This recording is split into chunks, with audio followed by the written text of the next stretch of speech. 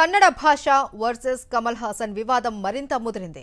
క్షమాపణ చెప్పేందుకు ససేమిరా అంటున్న కమల్ తన వైఖరిని హైకోర్టులో మరోసారి స్పష్టం చేశారు. క్షమాపణ చెప్పే ప్రసక్తే లేదు అన్నారు. ప్రస్తుతానికి తన థగ్ లైఫ్ చిత్రాన్ని కర్ణాటకలో విడుదల చేయకూడదు అని నిర్ణయించుకున్నారు. ఈ విషయాన్ని కర్ణాటక హైకోర్టుకు తెలియజేశారు ఆయన తరపు న్యాయవాదులు.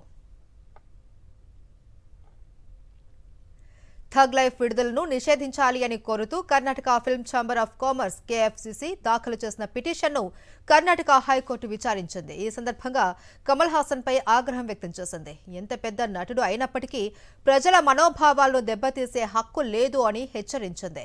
ఏ ప్రాతిపదికన కన్నడ భాషపై ప్రకటన చేశారు అని ప్రశ్నించింది.